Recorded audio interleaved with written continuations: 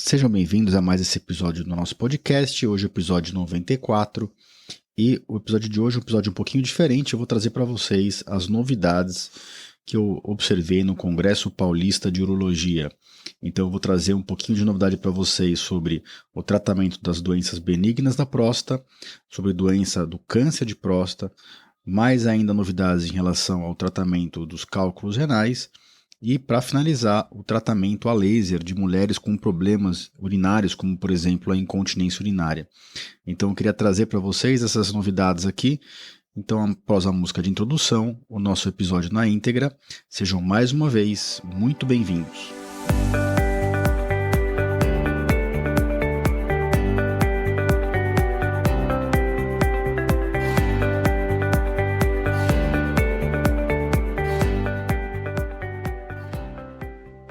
Bem-vindos ao podcast Conversa Aberta com o Urologista.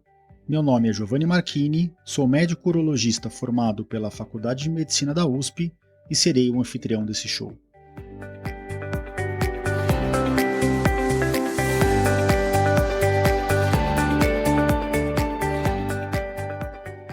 Nesse podcast, queremos compartilhar conhecimento confiável e de qualidade sobre saúde.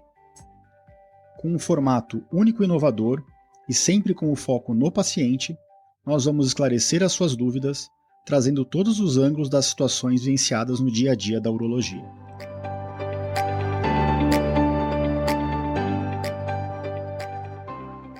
Sejam todos bem-vindos de volta ao nosso episódio. Hoje é o episódio 94, lembrando que esse episódio vai estar disponível em todas as plataformas de podcast e vai estar também disponível dentro do meu site no www.ourologista.com.br/podcast/episódio 94. Lá vocês podem interagir, deixar mensagens, perguntas. E antes de passar para o episódio na íntegra, eu vou, como sempre, falar a frase do dia aqui. A frase hoje é de Henry Ford: o insucesso é apenas uma oportunidade para recomeçar com mais inteligência. O Henry Ford viveu de 1863 até 1947. Acho que todo mundo sabe, foi o empreendedor americano que fundou a Ford Motor, né? Foi o primeiro a implantar aquela linha de montagem em série na fabricação de automóveis. E ele falava isso, que o insucesso é apenas uma oportunidade para recomeçar com mais inteligência, e muito na medicina é assim, né? A gente tenta, recomeça os processos, os tratamentos, tenta adaptar, trocar formas de fazer o tratamento dos pacientes, e aí vão surgindo as novidades, né? E a medicina vai evoluindo. Além disso, eu queria agradecer aqui a algumas pessoas que têm interagido nas redes sociais, como sempre: Rodrigo Moschetti, o Lucas de Oliveira, Felipe Rojas, a Ana Regina, a Simone Martins, a Sandra Souza, né, que já é de longa data, que vem interagindo, e o Vasquinho Gama. Bom, vamos falar então das novidades aqui, o que eu queria trazer para vocês do Congresso Paulista, que foi realizado agora no começo de setembro, e esse episódio também está sendo publicado agora na primeira quinzena de setembro, e eu queria trazer essas novidades fresquinhas para que eu não esqueça depois que realmente a urologia vem avançando junto com a medicina e a gente tem conseguido fazer tratamentos cada vez menos invasivos. Eu queria trazer as tendências no Brasil e do mundo aqui para vocês. Falar que o Congresso Paulista mostrou que o que o Brasil vem fazendo não perde de nada para o resto do mundo, de nada mesmo, tá? Tanto as aulas que os brasileiros deram como os palestrantes estrangeiros deram, a gente vê que os temas se repetem, o que a gente faz de tratamento aqui hoje é muito, muito semelhante, em alguns pontos até superior, eu considero, a tratamentos médicos em outros países. Eu acho que um diferencial do Brasil é que aqui, além de a gente ofertar o que tem de mais moderno e tecnológico, a gente tem um tratamento mais personalizado e mais próximo, né, mais pessoal em relação aos nossos pacientes do que no resto do mundo. Então vou falar um pouquinho para vocês, de forma bem rápida. A ideia aqui não é entrar em detalhes específicos, mas é trazer para quem tem algum tipo de problema urológico um pouquinho de conhecimento sobre 4 temas que eu vou abordar aqui para vocês vocês entenderem quais são as tendências em relação ao tratamento de alguns tipos de doença. Então vou começar pelo câncer de próstata, né? O tratamento em si do câncer de próstata, principalmente o câncer localizado, ele não mudou muito. Tá? Ele ainda é baseado na radioterapia, mas principalmente na cirurgia de retirada da próstata. E essa cirurgia vem sendo, e já vem sendo no Brasil feita preferencialmente e predominantemente pela via robótica, que permite maior precisão. Então, qual que é a novidade que eu quero trazer para vocês aqui? A novidade é que finalmente está chegando no mercado mundial e brasileiro outros tipos, outras marcas de robô. O robô que domina o Brasil e que domina o mundo é o robô da Intuitive, né? E esse robô, ele praticamente, a Intuitive, ela tinha um monopólio do mercado até há pouco tempo atrás. Então, apareceu agora alguns robôs novos, por exemplo, o Versus e o Hugo. E esse Hugo, que é o que foi apresentado no Congresso Paulista, que é um robô da marca Medtronic, vai chegar muito forte no Brasil. A tecnologia em si não é muito diferente da tecnologia do Da Vinci, do robô da Intuitive. Mas o que é muito interessante? Isso vai gerar, inevitavelmente, concorrência no mercado, numa área que está há 15 anos sem concorrência. Então, qual vai ser o grande benefício para os pacientes e para os urologistas? Vai difundir mais a técnica, a gente vai ter mais um tipo de robô para treinar, e o treinamento hoje, nesse tipo de cirurgia que eu fiz em 2010, mas hoje ele é um treinamento extremamente caro para o urologista, e com a concorrência, eu não tenho dúvida que o preço de acesso a uma cirurgia robótica para o paciente vai cair. Enquanto hoje só tem uma empresa e ela coloca o preço que ela quer, e é um preço alto, apesar de já ter barateado bastante nos últimos anos, ainda é um preço alto, mas agora acabou a festa da Intuitive e a Medtronic está chegando forte, é uma empresa que tem muito dinheiro por trás, dinheiro de fora do Brasil, então eles vão abrir uma concorrência forte aqui no país e com certeza em 4, 5 anos a gente vai ver uma difusão muito grande do Hugo, que é o robô da Medtronic espalhado pelo nosso país, e não tenho dúvida que São Paulo vai ser uma das capitais que vai encabeçar essa difusão dessa tecnologia.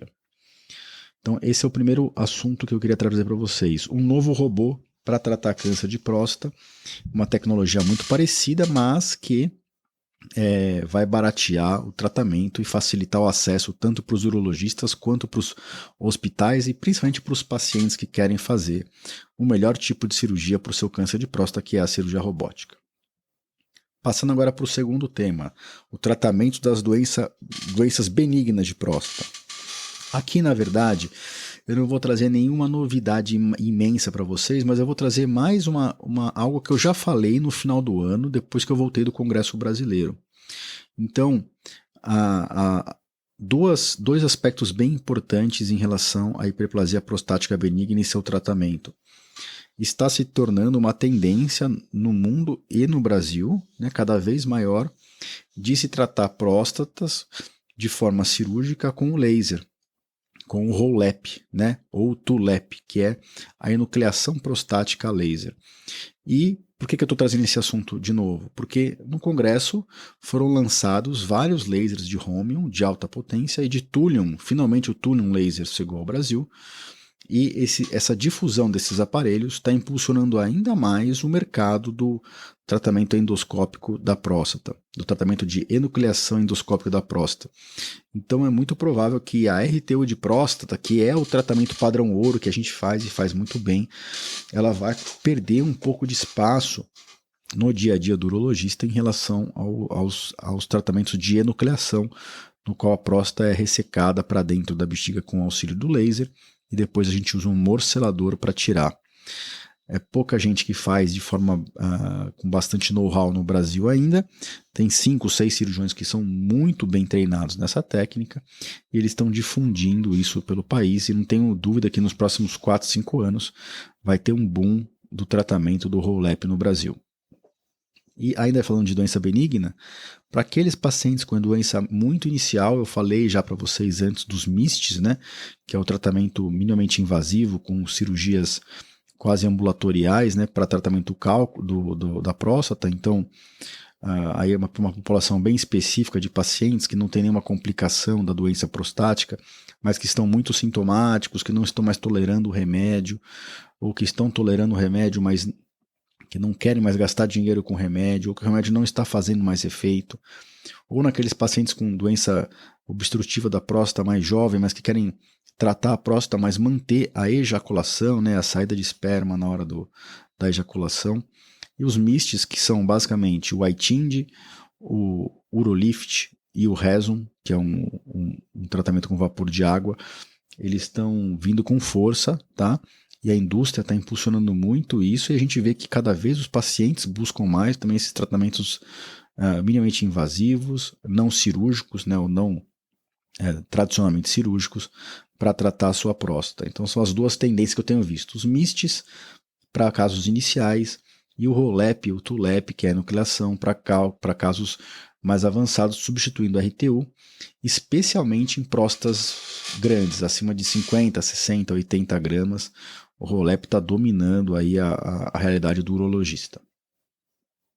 Passando agora para o terceiro tema, que é o tema que eu mais abordo aqui no podcast, então, mas não poderia deixar de trazer para vocês as novidades em relação ao tratamento dos cálculos renais. E na verdade é novidade, mas não é. É verdade que o que a gente tem feito aqui no Brasil com os novos lasers é o que está sendo feito no mundo inteiro. Então, qual que é a tendência clara hoje no mundo e no Brasil? Mesmo para cálculos renais muito grandes, a tendência é cada vez a gente fazer mais tratamento endoscópico, com uma maior capacidade de quebrar as pedras em menos tempo, ou seja, aumentar a eficiência da nossa litotripsia, né, a quantidade de pedra que a gente quebra por tempo, por segundo ou por minuto, e diminuir o calibre dos aparelhos, tanto os endoscópicos, aqueles que vão pelo canal da urina, quanto dos aparelhos para cirurgias percutâneas. Então a percutânea tradicional, que a gente faz uma incisão na pele de 1 centímetro e pouquinho, que a gente chama de 30 frentes, né, é o diâmetro do amplas do plastiquinho que a gente usa para entrar no rim, né, daquele tubinho. Esses aparelhos estão cada vez menores. Hoje a gente está fazendo a mini percutânea, que é com diâmetro 16 ou 18 frentes, então é menos da metade da área aberta no rim em relação à percutânea tradicional. Então existe esse caminho em direção a aparelhos menos calibrosos, aumentar a capacidade de quebrar as pedras em menos tempo, então a litotripsia ser mais eficiente, e aumentar a capacidade de aspiração dessas pedras. Existem várias bainhas no mercado que a gente usa, que são os tubinhos que vão até dentro do rim, seja pelo canal da urina, seja pelas costas, e agora está aparecendo várias bainhas de sucção, que a gente consegue, enquanto vai quebrando as pedras, a bainha já vai aspirando os fragmentos menores. Para melhorar a nossa visão, a gente consegue operar mais rápido, e tem algumas sendo desenvolvidas até para aspirar fragmentos grandes. Então essa é a grande tendência no tratamento dos cálculos renais. O tratamento que já era minimamente invasivo, ficando mais eficiente, diminuindo de calibre e trazendo esse tipo de benefício no tratamento dos pacientes. Finalmente, o último tema, né, um tema muito interessante aqui que vem ganhando destaque nos últimos 2, 3 anos, e a gente já tem uma difusão grande no Brasil desse tema, que é o uso do laser em mulheres com problemas de atrofia vaginal e de incontinência urinária. Né, já tem um episódio específico do podcast aqui sobre incontinência urinária, e para as mulheres que têm especificamente incontinência urinária na época da menopausa, aquela época em que por uma mudança hormonal, a região vaginal fica mais ressecada, fica menos rosada. O tratamento clássico da incontinência urinária de esforço, né? A incontinência urinária tem a de esforço e a de urgência, mas a incontinência urinária de esforço, aquela em que a mulher tosse, espirra, perde urina e tal, o tratamento clássico sempre foi fisioterapia e cirurgia, e agora a fisioterapia está sendo associada ao laser.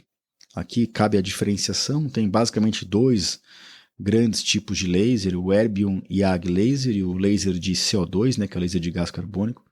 Cada um que são o seu lado bom e o lado ruim, mas a verdade é que a mulher consegue, através de algumas sessões de laser no consultório, Isso é feito geralmente no consultório do urologista ou do ginecologista, algumas vezes também no dermatologista, que tem esse laser no consultório, mas tem várias especialidades que usam e tem esse aparelho de laser.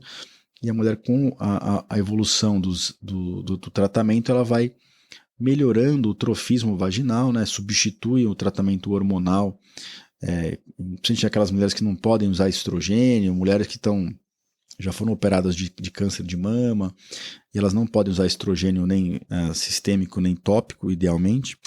Então o laser tem sido usado nessa população específica de mulheres com bons resultados, mais de 2/3 das mulheres melhorando bastante os episódios de incontinência, às vezes escapando de uma cirurgia, né, que seria algo, apesar de pouco agressivo, não deixa de ser um procedimento cirúrgico.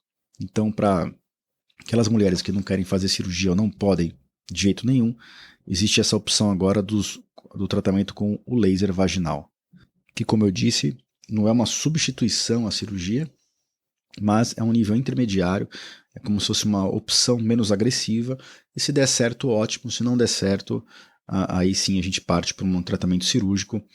Já tenho começado a discutir isso no consultório com algumas pacientes, principalmente essas que se encaixam nessa idade, nessa faixa etária da menopausa, pacientes que não podem usar hormônio vaginal tópico, e pacientes que querem tentar algo diferente antes de partir para uma cirurgia diretamente. Bom, esses eram os 4 temas que eu queria trazer de novidades para vocês. Lógico que a gente viu de tudo no congresso, né? A gente tenta ficar se atualizando, além das aulas que eu dei lá junto com os meus pares, né, da urologia. Aprendi muito no congresso, foi muito válido, foram 5 dias intensos do evento, mas eu queria trazer essas novidades aqui, até para a gente não deixar passar em branco esse congresso, que foi um congresso tão significativo, né? E essas novidades que eu estou trazendo são coisas que já existem no Brasil. Então, cada vez a gente vê mais que não tem mais aquele descompasso. Chegou uma tecnologia em tal país, demora 2 anos para chegar aqui no Brasil. Esse tempo está muito mais curto, ou chega junto, ou chega 2, 3, 6 meses estourando depois. É muito difícil, né? É a questão só do tratamento ser aprovado pela Anvisa. Então, e pelo Inmetro, né, dependendo do tipo de produto. Então a gente fica bem feliz de ver que a urologia brasileira, ela está na ponta aí, e a gente está muito feliz com o desempenho do país. Bom, era isso que eu queria trazer para vocês, relembrando que se vocês ainda não assinam a minha newsletter, né, 2, 3 vezes por mês eu mando alguma notícia de saúde ou de urologia. Essa newsletter tem no link aqui do podcast e tem também dentro do meu site. Lembrando de novo que esse episódio vai estar em todas as plataformas de podcast e na página www.urologista.com.br/podcast/episódio 94. É sempre um prazer estar aqui com vocês e uma boa semana a todos. Nos encontramos por aqui daqui a 2 semanas. Um grande abraço a todos.